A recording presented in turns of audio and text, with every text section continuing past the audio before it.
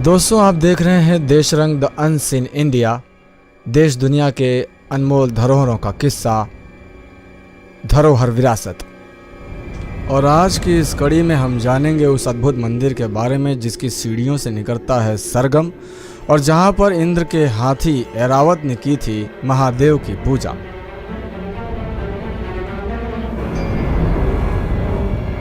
दरअसल इस मंदिर का नाम ऐरावतेश्वर मंदिर है। जी हाँ, यह मंदिर भगवान शिव को समर्पित है।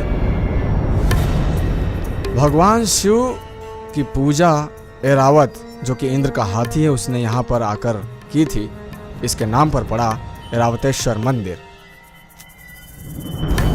दरअसल मंदिर बहुत ही खूबसूरत है। इसकी बनावट बहुत ही आकर्षक है। इसे देखने के लिए दूर दूर से लोग आते हैं। आइए जानते हैं इसकी विशेषता।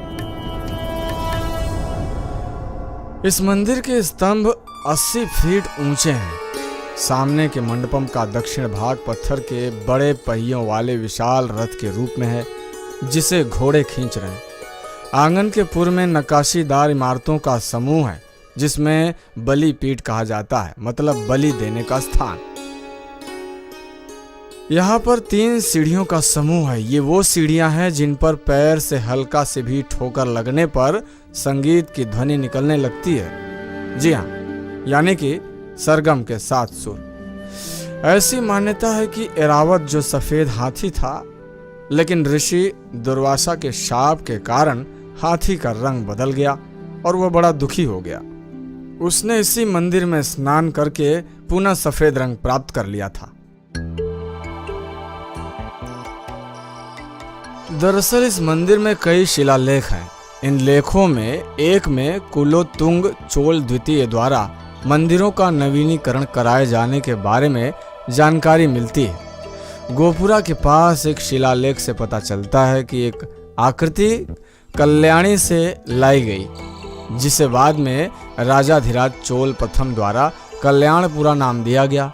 पश्चिमी चालुक्य राजा सोमेश्वर प्रथम से उसकी हार के बाद उनके पुत्र विक्रमादित्य षष्ठम और सोमेश्वर द्वितीय ने चालुक्यों की राजधानी पर कब्जा कर लिया।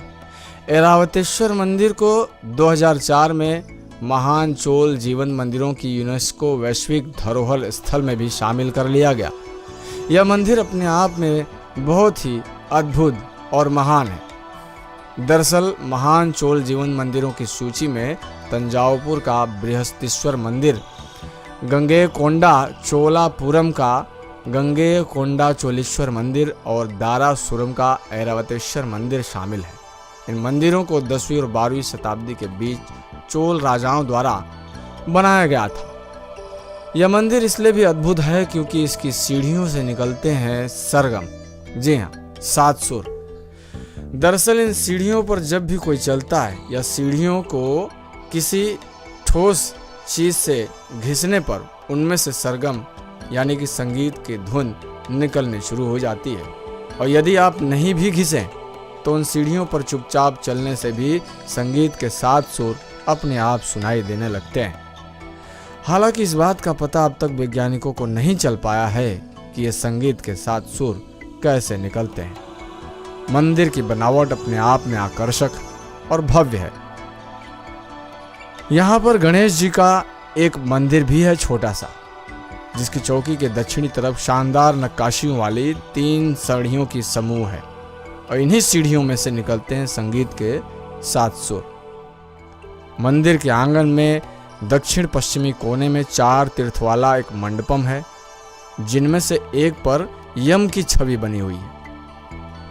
यह मंदिर बाहर से देखने पर जितना भव्य नजर आता है, भीतर से देखने पर उतना ही सुरम्य, नक्काशीदार और बहुत ही शीतल दिखाई देता है। इंद्र देवता के जो हाथी ऐरावत है, उसी के नाम पर इस मंदिर का नाम ऐरावतेश्वर मंदिर पड़ा। दोस्तों, इस तरह की तमाम जानकारी और भी हम आपके सामने लाते रहेंगे। फिलहाल देश दुनिया की अनमोल धरोहरों का किस्सा जानने के लिए इस चैनल को सब्सक्राइब कीजिए और देखते रहिए देश रंग द अनसीन इंडिया।